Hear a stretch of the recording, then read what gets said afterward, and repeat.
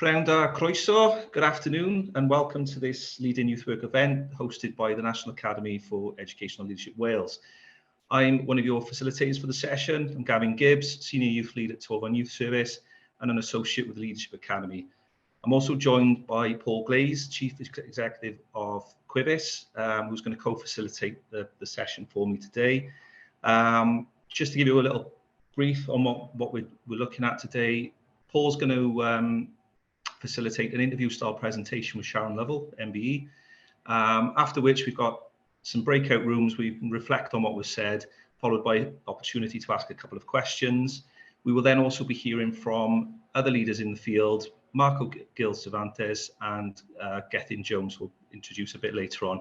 Again, there'll be opportunities for breakout rooms and question and answers afterwards. Purpose for today, if you don't know, we're celebrating Youth Work Week across Wales, an opportunity to showcase all the wonderful work and achievement that young people have achieved over the last year, but just as importantly, to showcase and celebrate the youth work staff that are leading that work across Wales. So the focus today is on leadership. Hope you enjoy the next sort of hour and a half. Anyone involved with Twitter, we've got some marketing tags to sort of go along with. Please tag in hashtag Youth Work Week 23 or hashtag Wythnos Gwaith Ieuenctid 23. I will now hand you over to Paul. Thank you. Diolch, Gavin. Pnawn da pawb. Happy Youth Work Week. In addition to the role that Gavin say I do in my day job, I also moonlight as an interviewer of superstars of youth work in Wales. And today I'm very pleased, delighted in fact, to say that we're interviewing Sharon Lovell MBE, who's not only the director for NYAS Cymru, the National Youth Advocacy Service Cymru, but also the chair of the Youth Work Strategic Implementation Board as well. And we're delighted to have you, Sharon. You're very welcome. And thank you for doing this interview. Happy Youth Work Week. Diolch yn fawr iawn, Paul, and croeso pawb, y Wythnos Gwaith Ieuenctid hapus.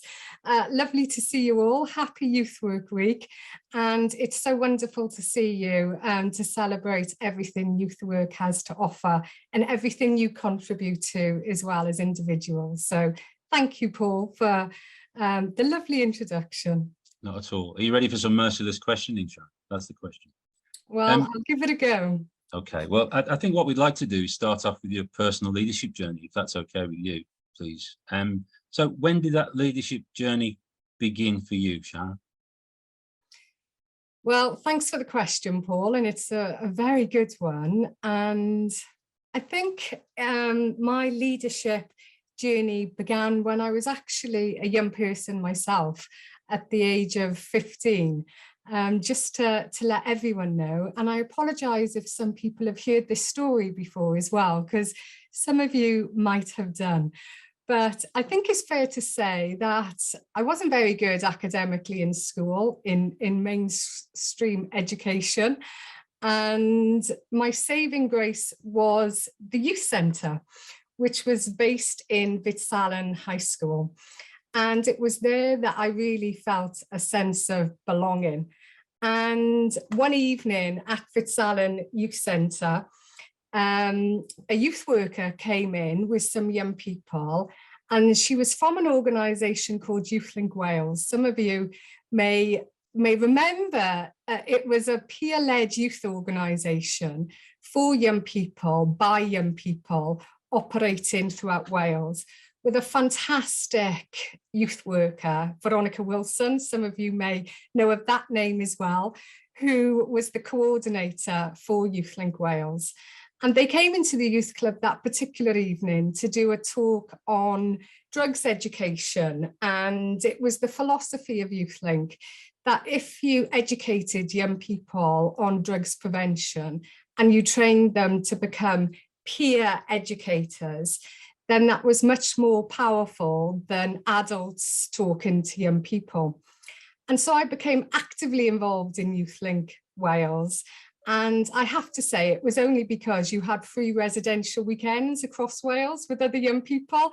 I was not at all remotely interested in drugs prevention. I'm so sorry for anyone who is in that field of work. I am now incredibly passionate about drugs prevention work, by the way. But at the time at 15, I wasn't. It was because the events were free. They were an opportunity to connect with other young people across Wales. And I became the chair of the organisation. It had a structure where young people held positions. And that was my first experience of leadership. I was a chair of an All Wales youth organisation. The chair of the trustee board was Dr. Howard Williamson. Some of you may know that name as well. So I was the chair of the Young People's Organisation, and Dr. Howard Williamson was the trustee, who would often give me endless lifts across Wales in a mini that was not fit for purpose. And we had those journeys together. And so for me, when I reflect on my leadership journey, it's a reminder that we must give young people an opportunity to become leaders in their own right. And I think as part of the privilege I had when I was the member of the Interim Youth Work Board, and Keith Towler, who I'm sure many of you know, was chair in that space, in Time to Deliver, which is the report of the 14 recommendations that we put forward to the Minister of Education to sustain youth work in Wales. And number one was to have a youth-led governance structure by young people for youth work in Wales. So I hope that answers your question, Paul, about my humble beginnings that enabled and empowered me to be on a road to leadership. Certainly does. Thank you, Sharon. That's really, that's a fascinating insight to the beginnings of all of this. We look forward to the film and the book maybe, but just did you always know that you wanted to be a leader? No, absolutely not. I didn't start this journey thinking I wanted to be a leader. What I did want to do was to be a CEO. And I thought if I could become a CEO, that was where you could make the most difference to the lives of young people with them. When I left school, I had very little ambition, with very little qualifications. And I tried various jobs. I tried to do hairdressing and failed miserably at those exams. I tried to be a veterinary assistant, loved animals, and I would bring, you know, people would turn up for their Rottweilers and I'd bring them a poodle out. I lasted there a week, and that went on for quite a few years. And I was unemployed and didn't really have any idea of what I wanted to do. But I was still incredibly actively involved in YouthLink. And by this time, not did I stay in Wales, but I travelled Europe and the world actually, representing YouthLink at various conferences. And so I loved youth work, you know, I loved volunteering. And YouthLink Wales was based in the office in Penarth at the time. You will be very familiar with this, Paul, as the history of CWVYS. And YouthLink shared an office with CWVYS and the Wales Youth Agency. And John Rose, who many of you will also maybe know that name, said to me one day, do you actually want to be an admin worker for us at CWVYS and the Wales Youth Agency? So I became an admin assistant at CWVYS, and that was my day job. And in the evening, I was a cleaner for CWVYS. And I remember John Rose saying to me, what do you really want to be? You know, do you want to stay a cleaner and an admin worker? Nothing that there was wrong with those positions. And I said, no, I want to go from a cleaner to a CEO one day. And I remember him saying, well, how are you going to make that happen? And I had no idea, but I remember talking to a youth worker saying, and I almost whispered this, do you think I could be good enough to go to university? Because nobody in my family had ever been to university. I came from a very working class family. And I even felt embarrassed to even suggest that I could even consider that. And the response I was given was a real gift of confidence. And she said to me, there is absolutely no doubt in my mind you could go and study youth work and you will be an exceptional youth worker. And I remember those words because it really was a gift of confidence. And I know all of you here and youth workers share that gift every single day. And so when I went and studied youth work in Wrexham, which was Caertrefli College then, it was even before it became Glyndŵr University. And I'm so happy to see Jane here because Jane was part of that course with me. Really lovely to see you, Jane. And it was a fantastic opportunity. And when I was in Wrexham, one of my placements, which really shaped my leadership style, was I was in Wrexham Women's Aid, and it operated as a collective. And when I mean a collective, it was a leadership style where everyone had equal accountability and responsibility. And it showed me that you don't always have to have a CEO or somebody in a position of that status to lead something, that if you have equal accountability and ownership and it's a collective, then that was incredibly powerful.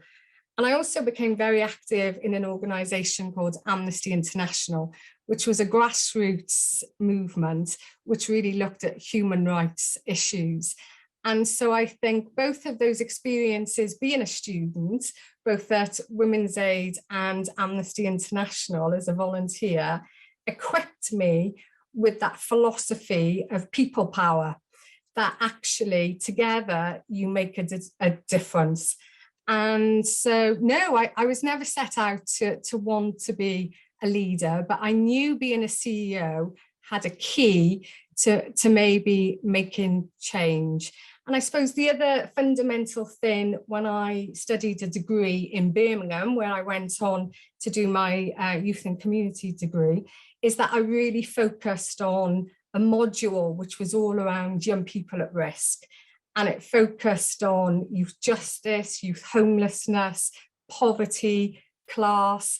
And I think that gave me the appetite then to want to make a difference to some of the most vulnerable young people in Wales. Thank you, Sharon. Gwynedd and Birmingham, so much to answer for. But no, it's a fascinating insight again into where you've got to. By the way, the cleaning job's still available if you're interested. In terms of leadership positions, obviously it covers a wide range and different levels.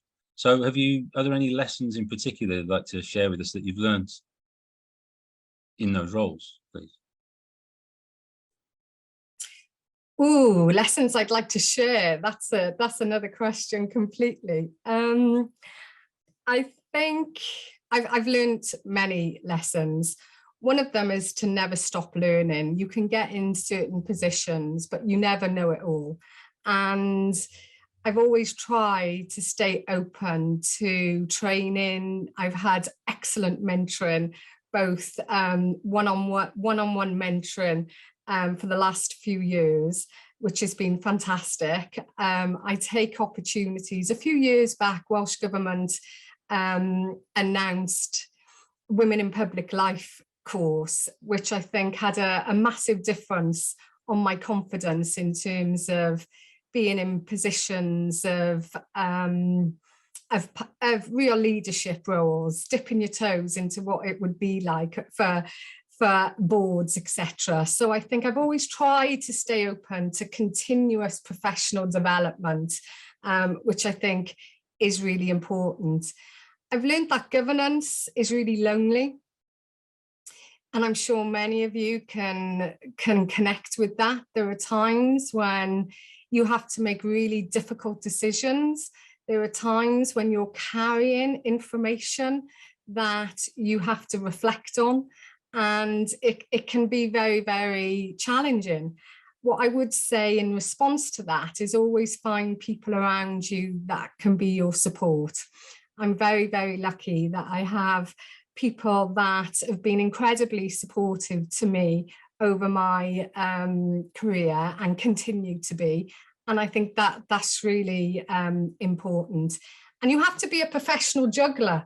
You know, I'm rubbish actually at juggling, but that's the metaphor, because there will always be things that will have to be prioritized, changed at the last minute.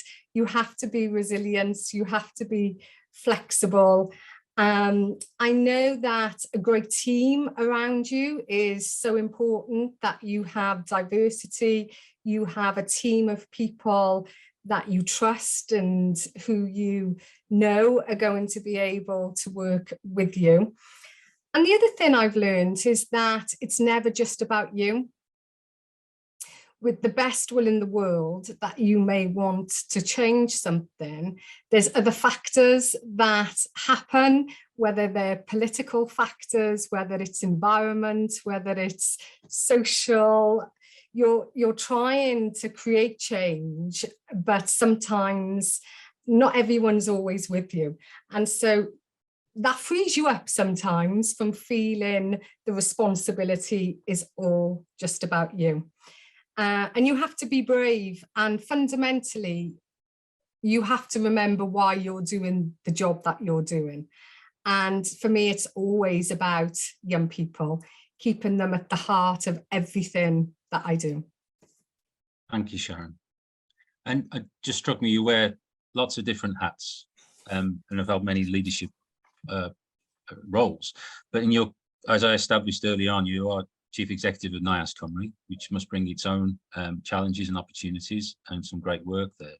What do you think the staff at NYAS think of you as a leader? I think they would say I'm incredibly hardworking. And so I have, I never give up. I think sometimes when I reflect on my role in NYAS, you know, NYAS provides statutory advocacy for children and young people in the care system to get things stop-started and changed when they're not happy. Now, when I first came into this role, it wasn't a statutory entitlement. It wasn't in legislation that children in care had access to an advocate as a right and an entitlement.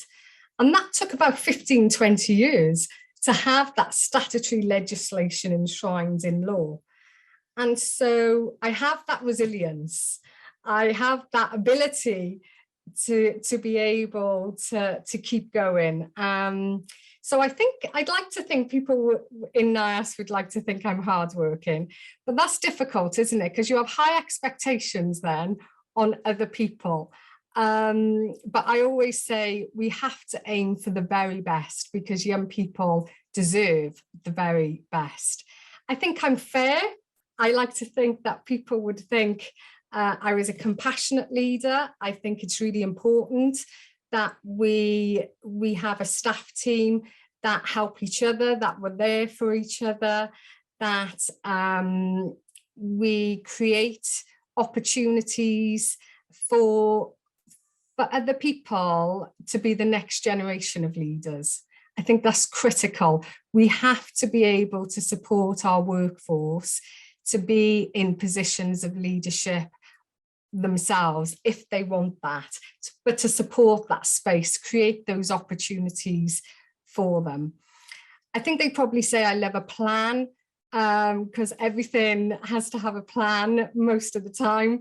But I think the most important thing I've learned is that be prepared to say you're wrong sometimes, because the staff I work with, I'm incredibly privileged that they are hugely committed to young people in Wales.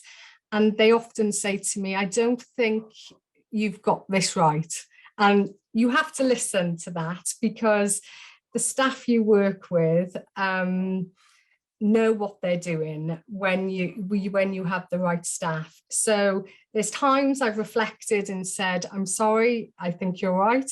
Let's think this through. So, and it's not being afraid to acknowledge that because sometimes as leaders, you don't always have each and every answer, and you have to trust your staff. Thank you, Sharon.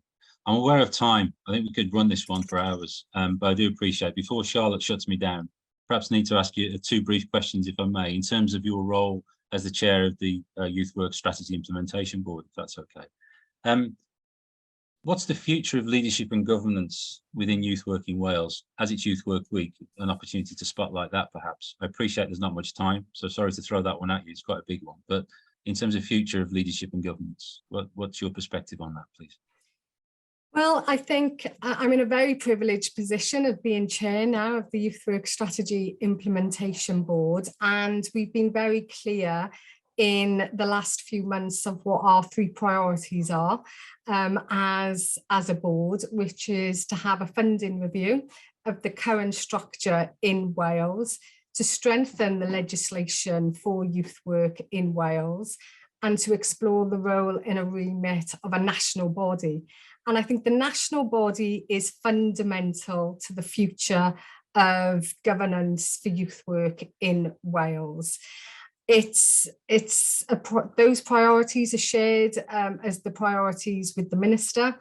And I think as we explore the role in a remit of a national body, we have to take into account the structure of what that national body would look like. What would its function be? What is the effect of those functions on existing bodies in Wales? But what I have learned is that the Interim Youth Work Board and the Youth Work Strategy Implementation Board is filling a gap of accountability and leadership, I believe, in youth work in Wales at the moment.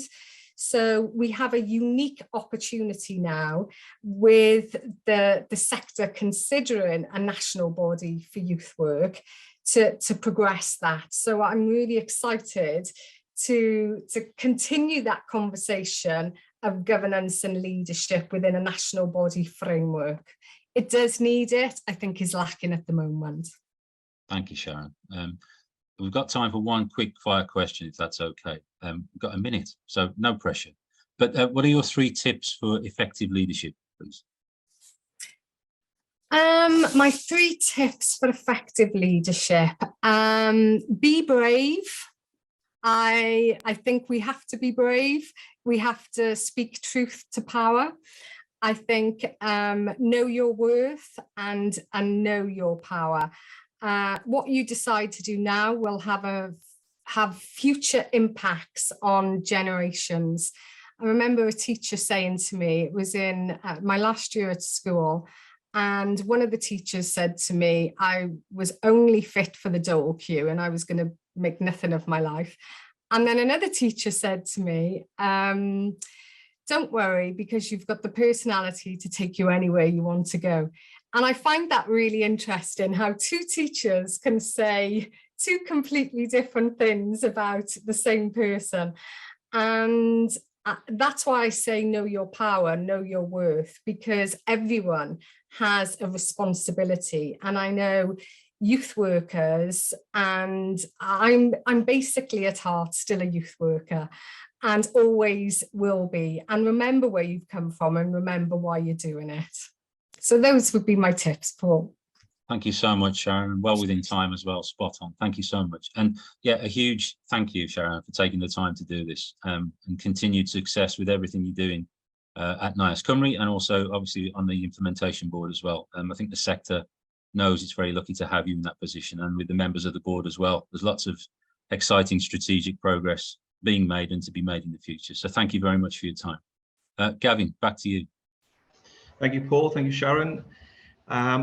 Lots to kind of digest this. We're going to give people the opportunity now in small breakout rooms, 10 minutes, to maybe reflect on what you've heard, and maybe start thinking about your own leadership journey, whether you're an experienced leader or still early on that journey, and think of maybe some questions that you'd like to pose to Sharon. We'll have about 10 minutes Q&A after the breakout session. Hope your breakout rooms were nice and productive, and that you've thought of some questions you'd maybe like to ask Sharon. Start populating in the chat so Charlotte can see who wants to ask a question. Before the first question comes in, I would like to share Paul's sentiment, Sharon, and thanks ever so much for your insight on your leadership journey. I got a lot from that. There was a lot that kind of resonated with me with my own journey. Quite often for us youth workers, there's another youth worker that's influenced us along the way, and Dr. John Rose has also influenced me as my DIST tutor many years ago. But obviously the key takeaways for me from what you were saying were things like never stop learning as a leader, being prepared to admit that you're wrong, because we've never always got the right answers, and making sure that you've got support, because it's quite a lonely place sometimes. And really admire your perseverance. That example of spending 15 years chasing legislation change for care experienced young people is incredible. So thank you for that, Sharon. Have we got any questions from the floor? Anyone who wants to come in with a question at all? Right, we've got hands up from Paula Timms, Children in Wales. Paula, would you like to come in with your question? Well, we were reflecting, Julia mentioned about, what stuck out to us was that it was the non-traditional route that you've taken throughout your career. And we were wondering sort of, that's probably a reflection on quite a lot of people that end up in youth work, because we end up going down that avenue because of our own kind of experiences and lived experiences as young people. I certainly wasn't a very good scholar, but I make quite a good person working with young people for that reason. So I suppose, and also we were saying about how celebrating the youth community, it's great to hear the term youth work again. A few years back when we lost so much funding in the youth sector, it kind of, we lost the word, you know, we lost the phrase. So really good. And I wondered whether we should use that opportunity to celebrate those non-traditional experiences for people, you know, in the sector and leadership, to give that hope and aspirations to young people. Thanks, Paula. It's lovely to see you. And you're right, we meet in lots of different meetings, don't we? So it's lovely to meet you in this space.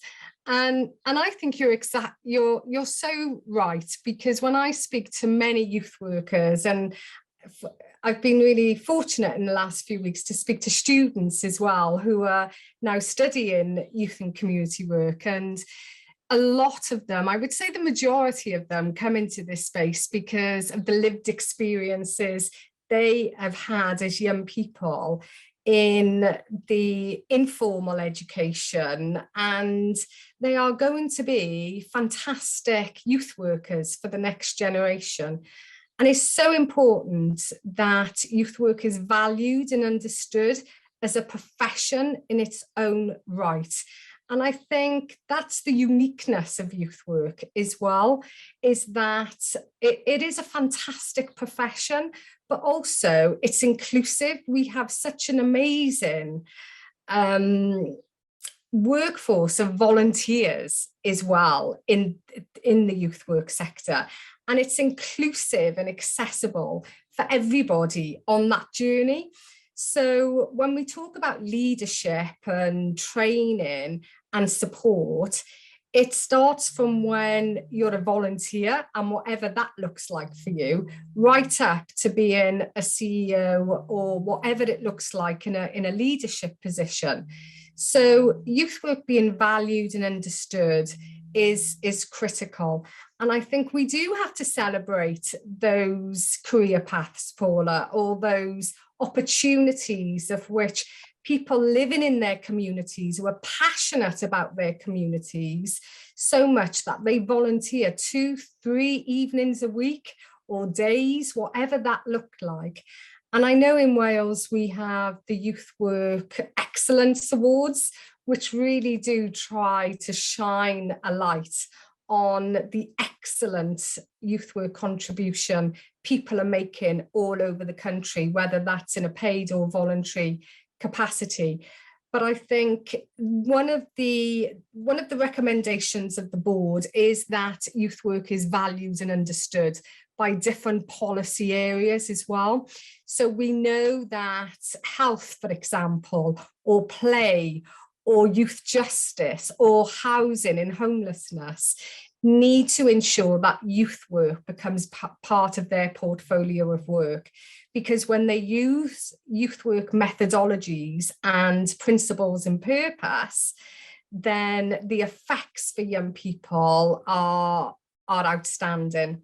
So I hope that strengthens your suggestion there of how we really have a unique opportunity in Wales at the moment to protect and advance youth work for future generations. And my motivation for being on the Youth Work Board was because I could see, when I mentioned Vitsalem Youth Centre and what that gave me, it's no longer there. It hasn't been there for about, I think maybe 10 years or even more. And the thought of any other young person not having access to opportunities that I know many others had isn't right. And having youth work protected as a rights-based space in legislation is critical to advance the sustainability of youth work in Wales. So thank you for those reflections, Paula, and your observations there. Thank you, Paula. Sharon, I've got one more question coming in from Mark Isherwood. Sharon, thanks for sharing your story, your journey today. It was really heartfelt, actually, and I really enjoyed listening to it. Very genuine, very real. You mentioned earlier when you were talking about not sure if you were doubting you were ready or university was something that you could aspire to. Has that doubt and or imposter syndrome reared its head in a leadership role? And how have you dealt with it? That's a really good question. Thanks, Mark. It happens all the time. I have imposter syndrome all the time. That hasn't changed. And it's interesting, isn't it? Because people say to me, but you're a CEO now of the biggest children's rights advocacy service nationally in England, Scotland and Wales. And you're chair, you've been appointed by a minister, you've got an MBE, and it doesn't mean anything. I mean, it does mean, of course it means something. I'm incredibly privileged to be in those positions. So forgive me when I say that doesn't mean anything. What it doesn't translate into is sometimes having real confidence issues. I have them all the time. And I think what keeps me going is my lived experience of knowing that people with lived experiences of whatever that is shapes you. The personal becomes political. That's power, that's knowledge, that's wisdom. And ultimately, on the days that I really struggle, I have to remember why I'm doing this job. And I don't even see it as a job most of the time. I see it as something that I would do. It's me. It's what I'm about. But I have to be the voice for young people. I'm in such a privileged position where many of the young people that I represent don't often have a voice.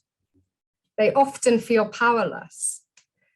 And we all have an opportunity to be advocates for young people, empowering young people, ensuring that they have an opportunity to have a gift of confidence, to become leaders, to encourage them, not just to strive, but to thrive.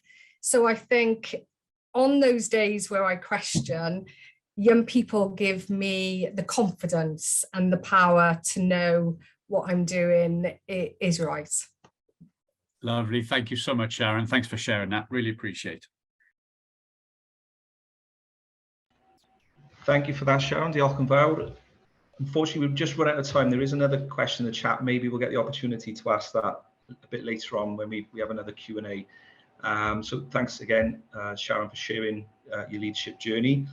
Our next two speakers, another two leaders from the field. First up, we're going to have Marco Gil-Cervantes, who's the Chief Executive of Promo-Cymru and also an associate with the National Academy for Educational Leadership. And he'll be quickly followed by Gethin Jones, the Corporate Manager for the Support and Prevention Service at Ceredigion County Council. So Marco, without further ado, over to you. Well, as you can see, I have, I should say, buenas tardes. And if you look at my very sort of traditional Welsh name, you can see where I come from. And for me, it is part of me. It's part of who I am, and it's part of the thing. And I always say, you know, as I don't come from a, you know, I am an immigrant, or I've changed myself into an expat. So I'm now an expat Spanish person, because I think that, you know, Britain can be expat, so I can be an expat, and that's really, it's part of my life. This is, I put this on because if you look at in terms of representations of who you are, this is what I grew up with. Manuel, my parents came here to work in catering. So in a sense, that's quite hard really as a young person. I used to imitate Manuel. If you think of some of the, I've got his name now, that comedian, he used to come to Kinte and that kind of stuff. So it's very hard to deal with those kind of things. And you don't realize as a young person, those important. And I, in a sense, I've continued to do things, but I have felt sometimes excluded in a lot of things. And in a sense, that's why I kind of involved Race Alliance Wales and Race, because if I can feel it, what would other people feel who are more visibly from another place than I am? So that's really important. So I'm not a traditional person to move into this space. Traditionally, I should have kept in catering and do that, and I had to push myself out of there to do that. Academically, I wasn't too bad, but I am a second. I'm a second language speaker. I didn't speak English first. I spoke Spanish first, and then I spoke English, and that was my struggle really, is dealing with English at first. Didn't take that long, but that was important for me to be able to deal with that. I just need to look at the time. Okay, so back to youth work. So what, you know, these are some of the leadership journeys, some of the things that helped me along the way. Sharon described a few of them. One of them for me was, luckily, was scouting. I had a local scout group was round the corner that allowed me to do all the things that I could get away with, etc., in a very open scouting group that did all sorts of stuff.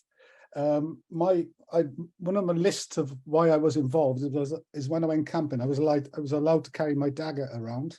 At the time you could do that. You had axes and motorbikes and all that kind of stuff, and it stopped me from getting involved in loads of other stuff. And so that was important. That sort of, they took some trust in me and supported me and did lots of different things I would never have got anywhere close to doing. Some of them I continue to do to this day. I'm quite happy to hide in the woods somewhere and spend all night there. Things that gave me confidence in lots of different things. And the other one is sport. I was involved in a lot of sport, and as Marcus would know, I still continue to do that. In sport, I had a very good sports rugby teacher who believed in me and made me the captain of the rugby side. I was absolutely amazed that he chose me, you know. So, but all these things kind of all add up. They're not little things.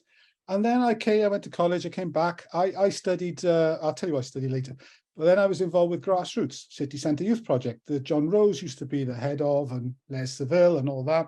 And that gave me a whole load of stuff I could get my teeth into. And I was really, really driven by the idea that young people needed a voice. Myself as a young person, I just thought people needed a voice. And so I got involved. I set up the publishing department. We did Word Up magazine, about 10 issues, 12 issues, Word Up magazine right across Cardiff. Young people ran the magazine. They wrote what they thought. We got into trouble with authorities. People tried to sue us for various things. And Discord, which is a music magazine, and Beastly Beauty was a young person who'd gone through a hell of a life. And this was his story that was published in the Cardiff Literature Festival. And then there was a whole idea around poetry and powering up. And then the whole punk ethos was towards the end of it, but the punk ethos was about do it yourself. So you don't wait around, you do it yourself. You don't wait for authorities to do it, you do it yourself. So that was important. And the other one is Unit Exchange, which is now Wales Centre for International Affairs. That gave me a whole open door to doing lots of exchanges right across lots of different countries and doing that, which is right big eye-opener for me. And the first one I went to was in Spain.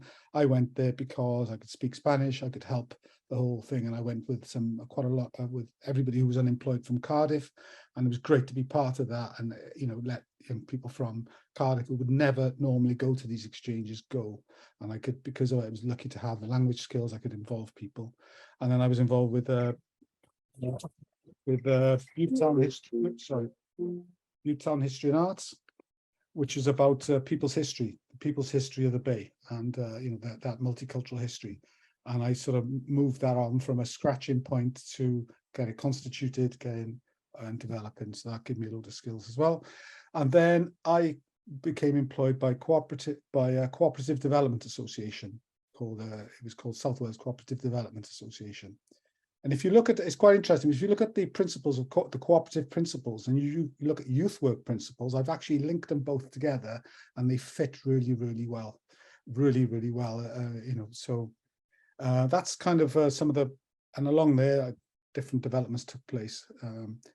And then, so education, I had difficulty with English second language. That took me a while. Even at degree level, I was struggling with it. And a couple of people had a few words with me about my standard of my English.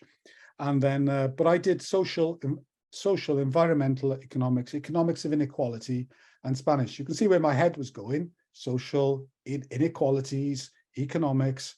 But I was quite interested in the whole economics of it as well, the political economy, how that works. Why is it that, so I favoured more the social economics more than market economics, etc.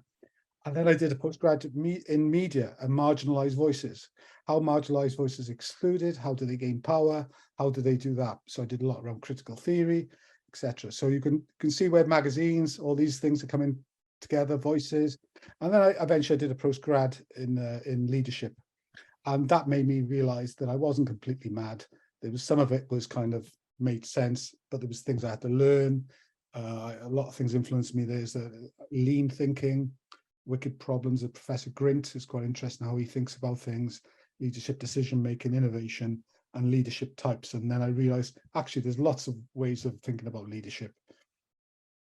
And then so with the CDA, Cooperative Development, that was a project of CDA that became the company's name.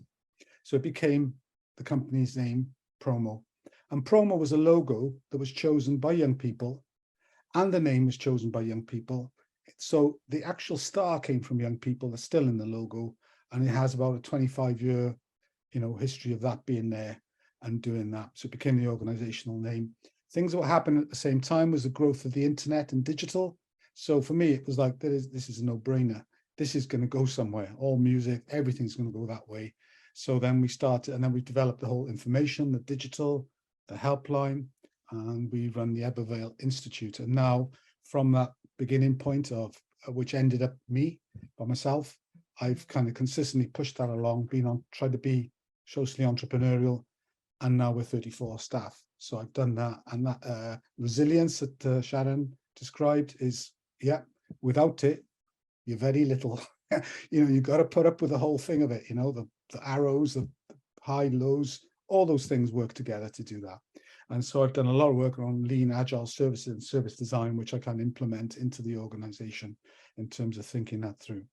So this is, I know that Professor Penaluna, that he does a lot of work around the new curriculum for Wales, talks about the AVUCA world, a world that is volatile, uncertain, complex, and ambiguous, which is kind of the world that we're all facing all the time. And how do we work in those worlds?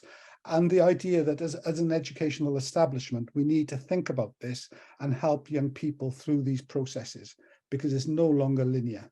And if we don't do this, how can we help to get young people prepared for this kind of really more complex world? So this is a world that I kind of embrace. I think this is how we work. And so I try and develop the organization around how do we deal with these things and how do we prepare the leaders and the organization and how we work with young people around these things. So we work in a distributed leadership approach. So very clearly, as I started going through it, I thought, no way could I do this by myself. No, or if I try, I'm going to fall apart. I'm going to fall apart. And so the whole point of this is, how do you develop leaders? How do you develop leaders within the whole organization to do that? A lot thinking about lean processes and developing a culture a culture that is about responsibility, is about allowing staff to have control, allowing staff to take risk, and allow staff to make decisions themselves without even having to refer to me, but be prepared and back them when they take a risk, back them when there's failure, back them all the way along. I always ask people I want failure. If you're not failing, you're not trying things, and failure is fine. It's not a problem. It's good. It's showing that you're having a go. To do that, we've supported staff in different ways. I think I was trying to create that culture around that, but also across the organisation. So I always consider that everyone in the organisation is a leader. Everybody needs to think in that way in some way or other. We show example as more senior leaders, but actually people individually need to have a sense of ownership and control and all those things. So we've supported some staff through 6 postgraduate leadership qualifications in the organisation. So not only is it's all about the culture, but it's actually, we're going to back you by providing you time to study and learn and impact the organisation. And I think that for me has been a crucial part of the whole development. And then using Welsh Government Academy residentials where people can go and meet with other professionals for so many days. And then my now involvement in NYAL is important. So it's about people, allowing teams to self-generate. I know that something's right when someone comes up and said, well, we've done this, this is working, that's great, and I knew nothing about it. I just think if I know, and to have the confidence to take on board stuff and develop new things is really important. So I see my role in take away barriers to action, decision making. It's helping us in terms of succession planning for the organisation. Who are the new leaders? We're already developing them. We're ready for them. They can take on all different things. There's caring for staff. We try to be a deliberately developmental organisation. I try and be aware of my strengths, where I'm fragile and my weaknesses. And there's a lot of learning there from different, Kate from NYAL has been helpful now. I've done other things along those lines. Now I'm sort of involved more in system leadership, which is doing a couple of things. It's also giving us, the organisation, for others, space for growth. There's others, I'm creating space now for other leaders to come in and fill the spaces that I would have been there because I'm not there. It's nothing, you need a space to come in. Again, listening, balancing stresses, resilience. And unlike Sharon, I like throwing away the plan. That's the way I work. That's just my personality type. Give me a plan. It won't last for long. I'll throw it away. It's just inbuilt in me is throw away a plan, get another one. There must be wrong with the original plan. But I know that's a weakness because I can be a real pain for some people because if you like a plan, I'm not your man. So, but I have a constantly evolving plan. So, and then I reflected, okay, all that's there. What is youth work about? And these are the 5 pillars of youth work. And when you look about the 5 pillars of youth work, you could call them the 5 pillars of leadership. You could look at it in terms, if we develop people, young people, I try to think of, we're developing young people to have all these abilities, to be leaders in their own lives, to take control of their own lives, to be going forward and empowering, participative, inclusive. So they're all there. I don't think I almost feel that that's what we do. That's what we do, is actually encourage young people to take control, be the best they can. And I see it the same way with staff and the organisation. So, but I learn. Round up, pawb. Good afternoon. Gethin Jones. My name is Gethin Jones. I'm currently a corporate manager for the Support and Prevention Service at Ceredigion County Council, which includes responsibility for youth work and wider community, children and youth support services in Ceredigion. It's great to be invited to the event today during Youth Work Week and to talk a little bit about my leadership experiences. I spent some time yesterday, last minute, getting things together and reflecting and making notes of my time spent as a youth worker and more recently as a manager. And I found it really hard to try and think of specific occasions that have had an impact on me and my leadership approach. I think my approach to leadership has probably developed and changed through so many different experiences in both my work and in my personal life. I've had so many opportunities and experiences within youth work, which have given me a lot of joy and satisfaction.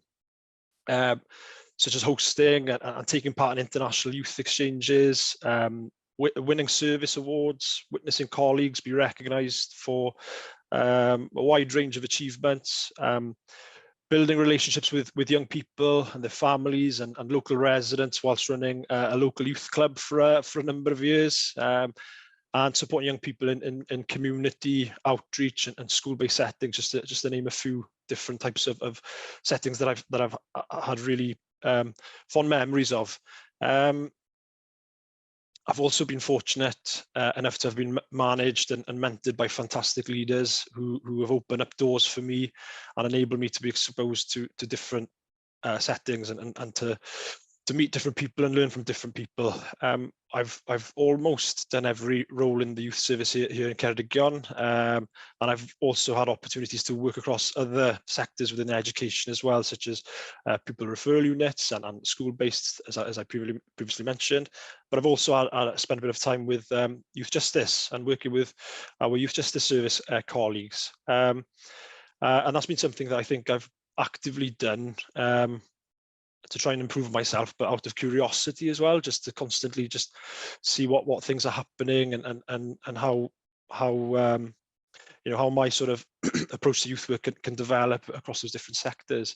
But it's also to do with others around me and encouraging me and helping me to get into those opportunities as well. I think, you know, that's been previously mentioned, having that really positive support network around you, family, friends, colleagues, you know, they encourage you into these different types of avenues, which has been really important for me.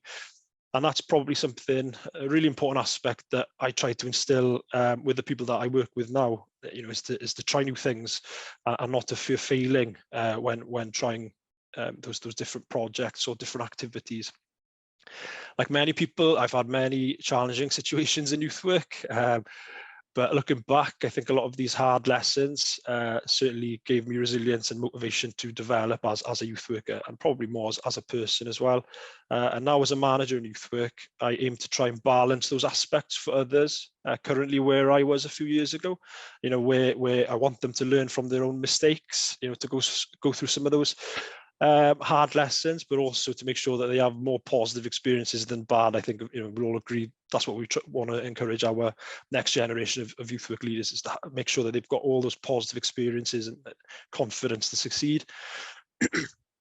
Youth work's a special sector, you know, I think that's been heavily mentioned today, fantastic examples. You know, you get those opportunities to make positive connections and relationships with people right across the country, all with a common interest or purpose, which revolves around young people. And I think the range of events that the National Academy have organised, you know, for the last couple of years is a great example of that, bringing people together across the education sector and highlighting all the good practice and different case studies. As I've become a manager in youth work, I've tried to now shift my focus on developing colleagues and teams. I do miss those times of having that face-to-face contact with young people. I miss it on a daily basis nearly, you know, having that sort of rapport and satisfaction. But, you know, I try and shift that now into making sure that my colleagues and the teams that I have responsibility for have got those experiences and that can drive ambition and that need to be better and to develop. My first degree was in sports coaching. That was my sort of first passionate area. Always enjoyed being in sport and sporting teams. And I probably credit a lot of my interpersonal skills that I've developed over the years to those early experiences where I met a wide range of different coaches and mentors and being involved in different team environments. So having those opportunities to see, you know, natural leaders who are able to motivate and get the best out of people. I think having those different experiences early on in sector, you know, in a sector similar to youth work has helped me to transfer and adapt some of those skills to manage people and managing projects and working with young people. I've learned probably as I've got older that I can't control and do everything. That was probably one flaw I had as a new manager, that I just felt like I had to try and do everything by myself, probably trying to impress. That imposter syndrome really resonates with me, you know, that sort of ability to show that, you know, I am the right person for the role. But I've learned, you know, I can't always deliver in the same way. I can't deliver the same messages. So I echo previous colleagues, they're talking about having that strong team around you is so important in getting the best out of myself as a person, but then also giving them opportunities to benefit themselves and to improve themselves and take those responsibilities that will give them those confidence and to succeed. So being part of a team, I think, is something that I feel has been most important to my development. I think one of the leadership lessons that I've learned during recent years is recognizing other people's strengths through supporting them to continue to practice those areas. I think we can all agree we see them firsthand, or we hear about them through other partners or other people about what youth workers are really doing well in the community. So it's about recognizing that and trying to encourage them to develop in those areas further to increase confidence and that enthusiasm for work, because I think what makes good leaders is passionate leaders. Those are definitely some of the experiences that I've had personally. So on that note, developing youth work leaders, a key area I think in building youth work leadership opportunities in Ceredigion has been focusing on workforce development and creating pathways for youth workers and for colleagues to try different settings in youth work. For example, in Ceredigion, we've really targeted the level 2 and the level 3 pathway for our staff and our partners to access training, where internal and external partners can access courses 2 to 3 times a year. And over the last couple of years, we've seen around 40 members of staff and volunteers achieving level 2 qualification, which has been really positive.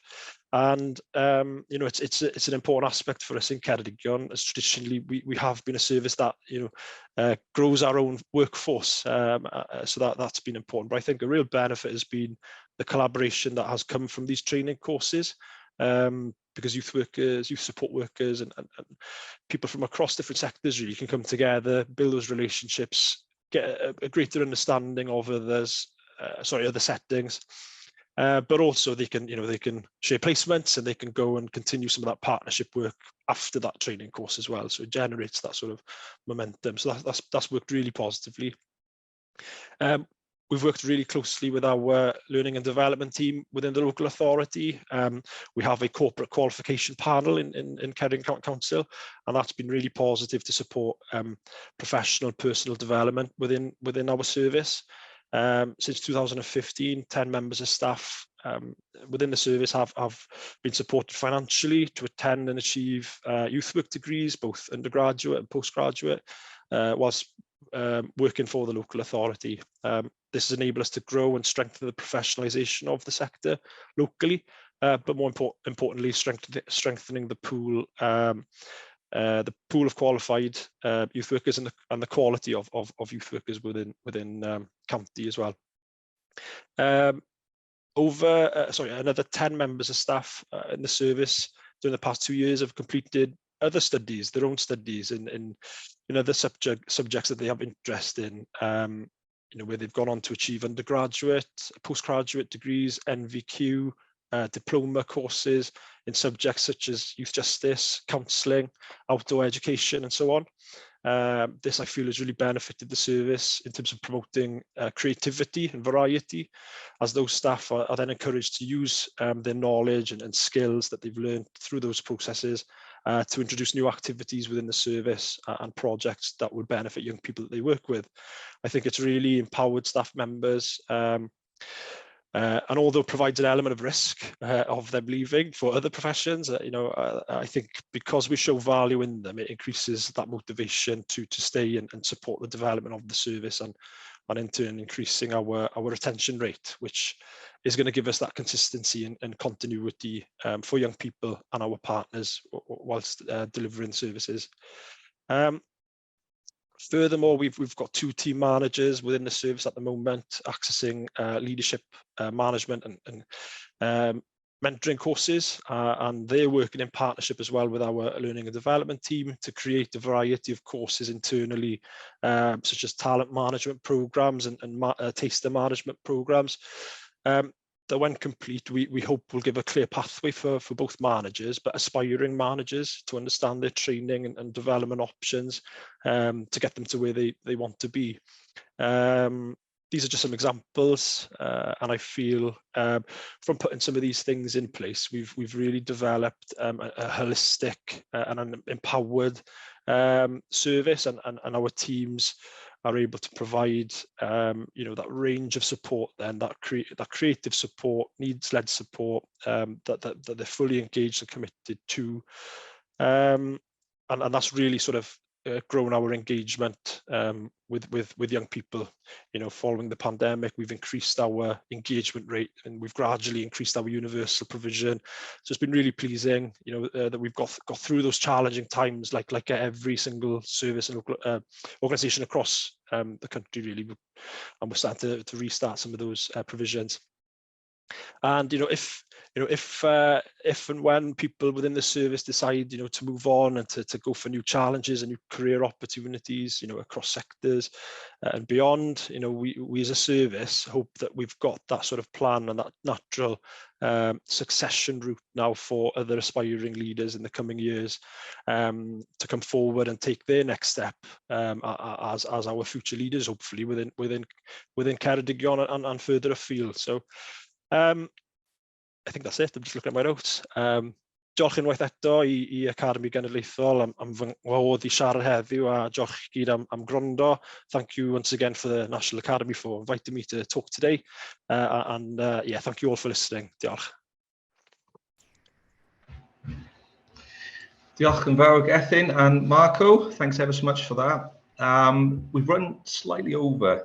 We didn't want to cut Marco or Gethin off because I don't know about you, I found that fascinating listening to both their journeys, very different but also similar in some respects. What we'll do is we'll cut the final breakout room and we'll go straight to the kind of question and answer session. So if you've got any sort of questions you really want to pose to the three leaders that have spoken today, start putting them in the chat. Hannah, are you still online with us? And would you like to ask your question that you asked earlier on that we couldn't quite fit in?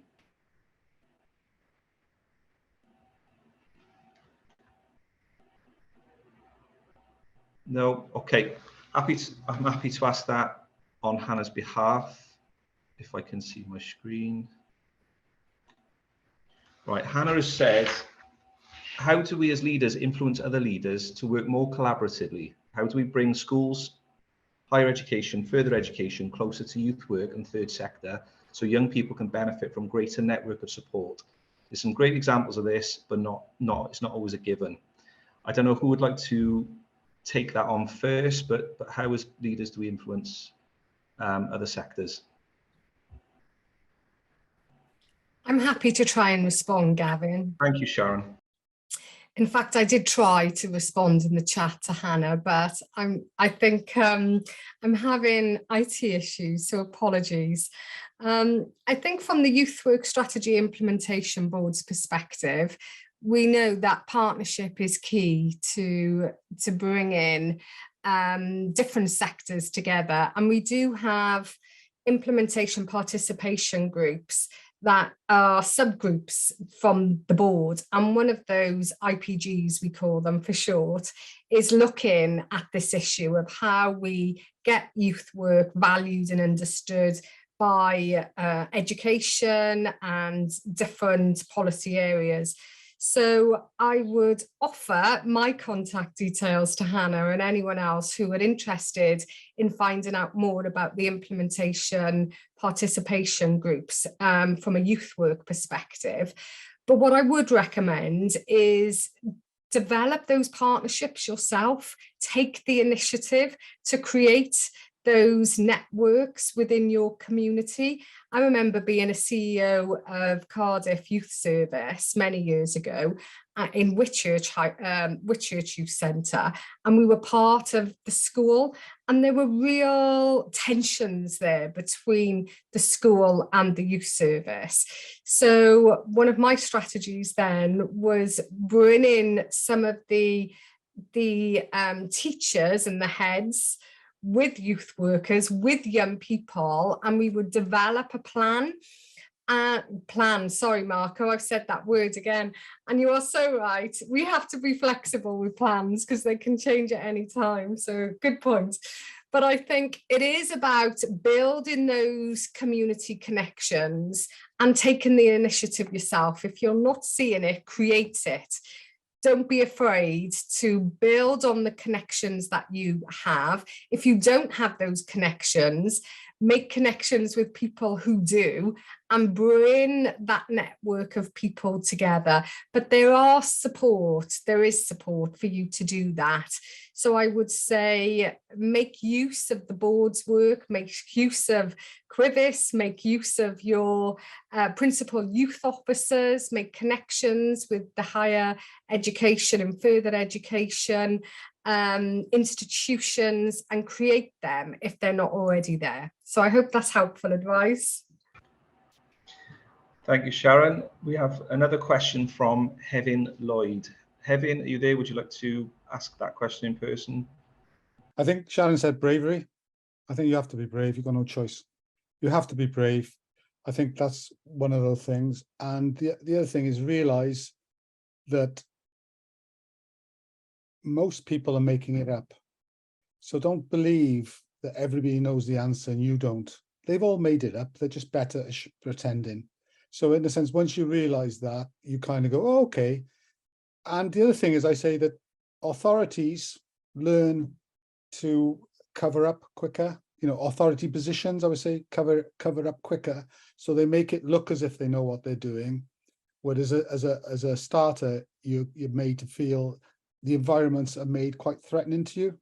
I've walked into spaces with young people who I've seen visibly shaking because of the what's presented to them is an alien atmosphere. So it's just be brave and realize a lot of people are just making it up. So don't worry about it.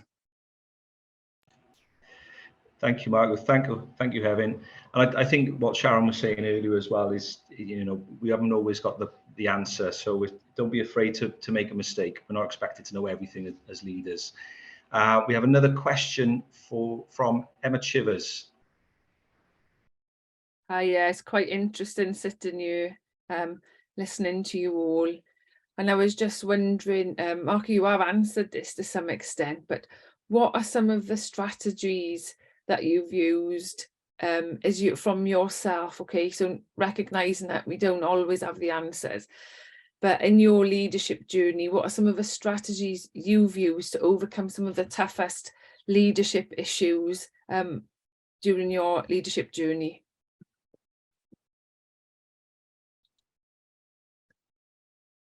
Yeah, I'm happy to try and answer, Emma. Yeah, quite a lot. I could resonate, I think, with what Gavin was saying there.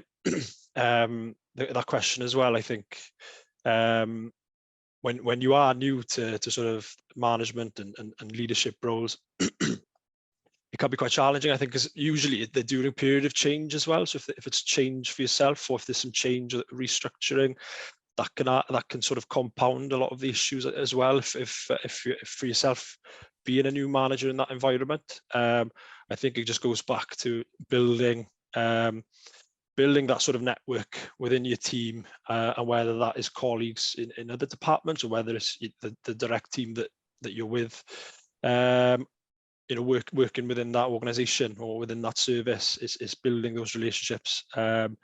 And it does take time, and there's a lot of challenge really, and there's a lot of things that you've got to try and be resilient and try and you know, try and reflect on issues, and easier said than done, but not let it try to you know, affect you personally. I think over time you do start to make small steps and you start to make progress, and people, you know, tend to see that you're leading by example, or that, you know, you're following up on the actions that you've promoted, and usually that sort of that narrative changes, or the noise changes to be quite positive and builds momentum around you. So I think it just takes a bit of time really, particularly with things such as changing structures or changing service remit or having a new project or new objectives. You know, it's just sort of go through the process and not stick to the plan, but stick to the sort of you know, stick to the sort of principles that you have, and that consistency of communication that you have from the start. Really, that would probably be some sort of examples that I would give. Marco, do you want to add to that? Yeah, just something very simple, and that's just look after yourself. Work out how to look after yourself, because it can be a tough game, can be a tough, and you really got to find the way that you can look after yourself in whatever that is, whether it's sport, whether it's your family, whether my kids always help me out. They would always like, I could get that, even they were young. It's just that whatever it does, it can be very tough, and we all need it. So make sure you know how to look after yourself. Thank you, Marco and Gethin. Thank you, Emma, for your question. We've run out of kind of time now for questions. So from me, I just want to thank the three of you again for sharing your stories. It's really important across the youth work sector that we keep talking. It links into Hannah's question about, you know, systems leadership. Is making sure that we're all doing our part as leaders. It's a huge privilege as a youth worker to go on a journey with a young person, but it's also a huge privilege as a leader to help support the development of other staff. So thank you again, Diolch yn fawr for the three of you. I'm now going to hand over with Mark Ishwood just to close for today. Thanks, Gavin. What an inspirational way to both kick off and finish day one of Youth Work Week. I'm sure everyone will agree this afternoon has been so good. I'm really sorry this Leading Youth Work event has come to an end. Actually, that time has flown by. So a big thank you to our facilitators, Paul and Gavin, and the support from the Leadership Academy team for organising the event, Charlotte, Geraint and Emma. And of course, a very special thanks to our great speakers, Sharon, Marco and Gethin, for being so honest, sharing your personal experiences, also highlighting the importance of leadership and how you've developed others. I think the common theme from you all that I picked up was, I referred to Marco's punk ideology. Do it yourself, don't wait for others, and be brave. And you've certainly been brave today, this afternoon. It's been a real privilege to listen to you all, and you should be very proud of the work that you're doing. It's both been engaging and motivational.